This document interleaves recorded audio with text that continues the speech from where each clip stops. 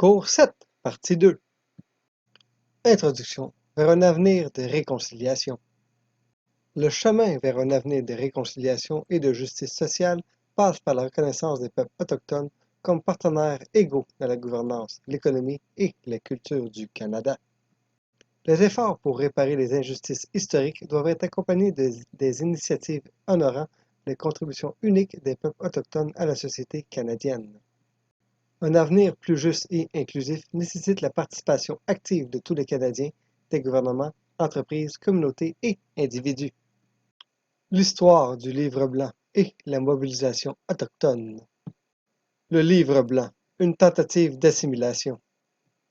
L'un des épisodes les plus marquants de l'histoire des relations entre l'État canadien et les peuples autochtones est la présentation du Livre blanc par le gouvernement Pierre Trudeau et Jean Chrétien, qui proposait de mettre fin aux responsabilités fédérales envers les peuples autochtones. Ce projet n'a pas pris en compte les opinions des leaders autochtones et a révélé une volonté de supprimer les accords et les traités. La réponse des Premières Nations, le Red Paper ou Livre rouge, face à ce mépris, Harold Cardinal et d'autres dirigeants des peuples des Premières Nations ont réagi en présentant le Red Paper, un document qui rejetait fermement le Livre blanc. Cet événement marqua le début de la mobilisation politique autochtone et l'émergence des formes d'action directes. L'essor de l'activisme autochtone. Le mouvement des Indiens d'Amérique AIM. Dans les années 1970, l'activisme autochtone au Canada a été influencé par le mouvement des Indiens d'Amérique AIM aux États-Unis. Des figures telles que John Trudell et Denis Bank ont inspiré de jeunes autochtones canadiens à revendiquer leurs droits, notamment à travers des actions directes et des publications militantes. La caravane des peuples autochtones. Un exemple marquant de cette mobilisation fut la caravane des peuples autochtones en 1974. Partie de Vancouver, elle a traversé le pays jusqu'à Ottawa pour faire entendre les revendications des peuples autochtones. L'accueil hostile de la police à Ottawa n'a pas dissuadé les manifestants de revendiquer leur reconnaissance et de continuer leur lutte. La montée des entités politiques autochtones. La création d'organisations politiques autochtones. Dans les années 1970, on vu l'émergence de nouvelles organisations représentant les peuples autochtones telles que la Fraternité nationale des Indiens, les Inuits Tapirisat du Canada et le Conseil des peuples autochtones du Canada. Ces entités ont joué un rôle crucial dans la défense des droits et des peuples autochtones.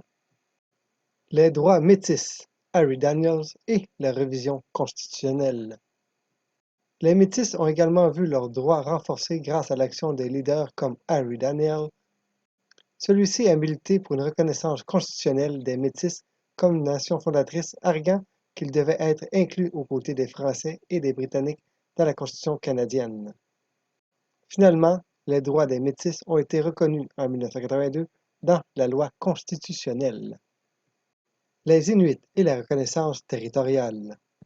Les Inuits ont également connu des avancées significatives avec les signatures de l'accord sur la revendication territoriale du Nunavut en 1993, marquant la création d'un territoire autonome pour les Inuits.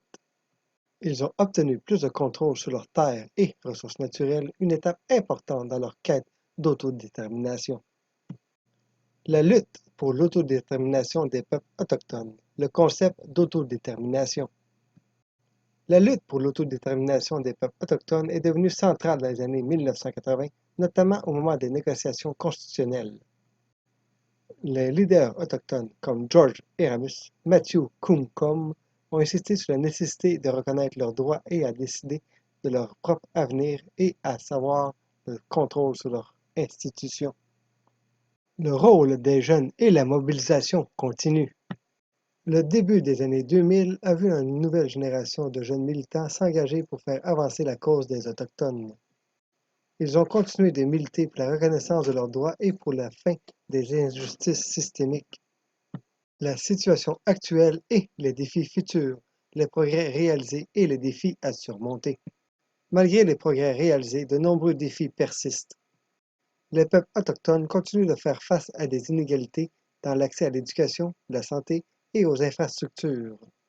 Le taux de pauvreté reste élevé dans de nombreuses communautés autochtones et des problèmes de discrimination et de violence sont toujours présentes. Les appels à la réconciliation. La réconciliation reste un objectif majeur pour le Canada. Les enquêtes sur les pensionnats autochtones et les appels à l'action de la Commission de vérité et réconciliation ont ouvert un nouvel élan pour la justice sociale en insistant sur le respect des droits des peuples autochtones et en appelant à la réparation des injustices passées. Conclusion. Vers un avenir plus respectueux et égalitaire.